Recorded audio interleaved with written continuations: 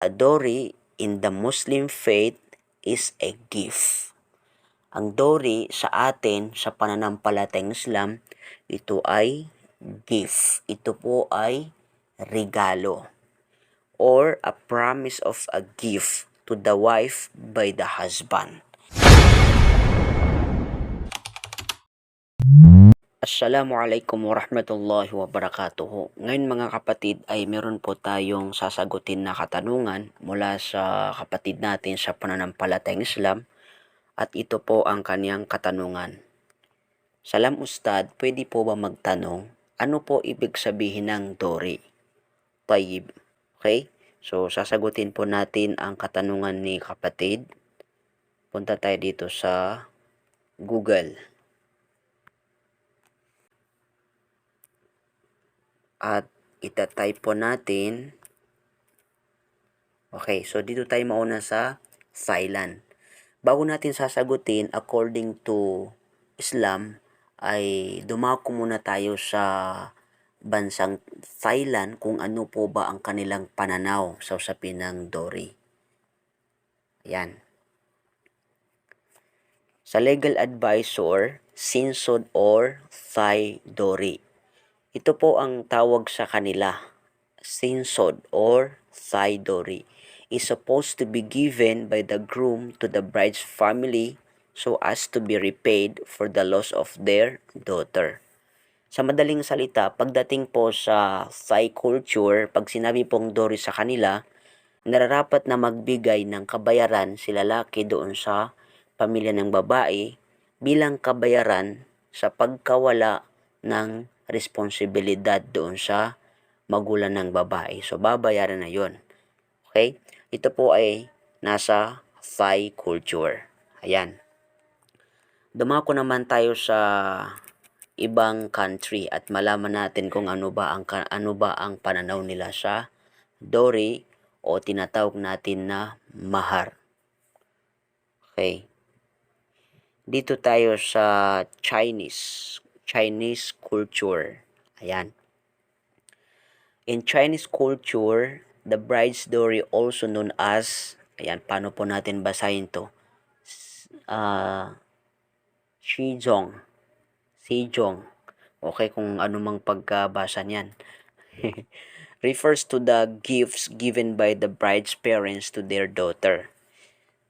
Iba naman sa Chinese culture kasi pag sa Chinese culture, pag sinabi pong dowry sa kanila, ito po ay tumutukoy sa regalo ng parents ng bride at yun po ay regalo para sa kanya. So sa madaling salita, ang dowry po sa Chinese culture, ito po ay regalo ng mga magulang ng babae at yun po ay ibibigay nila sa kanilang anak na babae. So wala pong nabanggit dito patungkol po kay groom, kay lalaki, kundi ang dowry sa Chinese culture ay magbibigay ng regalo yung parents ng bride at doon din po ibibigay mismo sa bride. Yun po ang pananaw sa Chinese culture pagdating sa dowry. Maganda rin po ito mga kapatid nang sa ganun ay ma-educate po tayo sa iba't ibang kultura at tradisyon ng iba't ibang country. Okay? Tignan natin dito sa India. Ayan, meron tayo dito. What is dowry in India? The dowry system in India refers to the durable goods, cash, and real or movable property that bride's family gives to the groom, his parents, and his relatives as condition of the marriage. Dowry is called dahiz in Hindi and as jahiz in Urdu. So, pagdating po sa India, pag sinabi pong dowry sa kanila, pwede po itong tumutukoy sa mga goods, cash, or real or movable property. Ito po yung pwedeng gawing dowry sa kanila. Ang magbibigay po nito ay ang bride's family, yung pamilya ng babae. At kanino po niya ibibigay? Ibibigay po niya sa lalaki. Ayan. So, medyo iba talaga sa kultura ng India. Kasi pagdating po sa kanila, ang nagbibigay po ng ng cash or goods ay yung pamilya ng babae at siya ay magbibigay doon sa lalaki. Ewan ko kung meron bang gano'n ng mga lalaki na mas gusto nila yung sila yung binibigyan ng dowry. Pero tignan natin kung ba ang pananaw nito sa dito sa Pilipinas, no? Ano bang dowry dito sa Pilipinas? Kaparehas ba ng India or ah magkaiba sila sa India? Ayan. What is dowry system in the Philippines? The dowry as a norm in the Philippines is provided by the groom's family. So sa madaling salita po, dito po sa bansa natin sa Pilipinas, ito po ay naging norm natin, no? Naging kaugalian ng mga Pilipino na ang nagpo-provide po ng dowry ay ang pamilya ng lalaki. Okay? So ganoon naman talaga sa kultura natin. Ang nagbibigay ng dowry, pwedeng cash, pwedeng mga properties, ay yung pamilya ng lalaki. So meron din akong nabasang history na kung saan nung mga unang panahon, yung mga lalaki nung unang panahon ay kapag sila ay nagnanais mag-asawa, kinakailangan nila mag-provide ng any kinds of animal. Like, kailangan nila magbigay ng kalabaw, kailangan nila magbigay ng baka, kambing, manok bilang dowry nung lalaki para sa kanyang mapapangasawa o di kaya para dun sa buong pamilya ng bride. Yun po talaga ang naging norm natin na mga Pilipino. Okay? So, sa madaling salita, sa Pilipinas ay kabaliktaran sa India. Kasi po sa India, ang nagbibigay po ng dowry sa India is yung pamilya ng babae. Bilang Pilipino, ang kaugalian talaga natin, ang nagbibigay ng dowry ay ang pamilya ng lalaki. Ayan. So, tignan naman natin, sagutin natin sa pananampalatayang Islam. Ano ba ang dowry sa pananampalatayang Islam? At ito na. Ito ang pinakamahalagang sagot na dapat malaman ng isang Muslim. Okay? What is dowry in Islam? Okay, ito na. Pindutin natin yan. What is dowry in Islam? So, basahin po natin to. In the Islamic tradition, at the time of marriage, the couple or the couple's family negotiate what is called the mahar.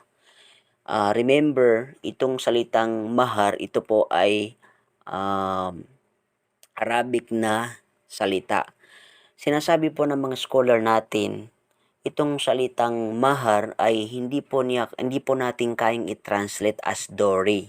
Bakit? Kasi po maraming kahulugan ng dowry sa English translation. Like pagdating sa India, di po ba sa India iba po ang kahulugan ng dowry sa kanila. Pagdating po sa Thai culture, iba rin po ang kahulugan ng dowry sa kanila. Pagdating po sa Chinese culture ay iba rin po ang kahulugan ng dowry sa kanila.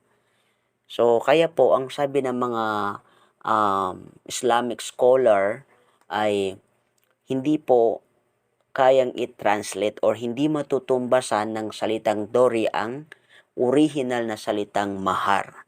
Dahil ito po ay may sariling pagpapakahulugan. Okay, so tapusin po natin yung binabasa natin. Most commonly known to Americans as a dowry. So ang salitang dowry, ito po ay ginagamit ng mga Amerikano at hindi po ito Arabic language. At the time of the marriage, a dowry in the Muslim faith is a gift. Ito yung napaka-importanting kahulugan o konsepto ng tinatawag na dowry sa Islam. A dowry in the Muslim faith is a gift. Ang dowry sa atin, sa pananampalatayang Islam, ito ay gift. Ito po ay regalo or a promise of a gift to the wife by the husband. Sino po ba ang magbibigay ng regalo? Of course, ang magbibigay po ng regalo ay si lalaki. Siya po yung magbibigay ng regalo kay babae. Marami rin po sa mga kapatid natin na not yet Muslim na ang pagkakaintindi nila sa tinatawag na dowry sa Islam ay binabayaran po ang mga kababaihan sa Islam bago pakasalan, which is mali po ang kanilang pananaw dahil kailanman ay hindi binabayaran ang babae sa pananampalatayang Islam dahil isa sila sa pinaparangalan sa pananampalatayang Islam. In fact, ang tinatawag po na dowry sa pananampalatayang Islam, ito po ay gift, ito ay regalo, no? Hindi po ito kabayaran na katulad sa Thailand, katulad sa India, katulad sa Chinese o anumang pananaw ng iba't ibang panig ng mundo, kundi sa pananampalatayang Islam, pag sinabing mahar o dowry, ito ay symbolic gift nung lalaki sa kanyang mapapangasawa. Kaya kapag tayo ay magbibigay ng regalo sa ating mahal sa buhay, piliin natin ang kanyang magugustuhan at kung ano ang mainam para sa kanya. So sana po kapatid ay mapanood mo ang video na ito nang sa ganun ay kahit papaano ay nagkaroon ng kasagutan ang iyong katanungan ayon sa pananampalatayang Islam. Assalamualaikum warahmatullahi wabarakatuh.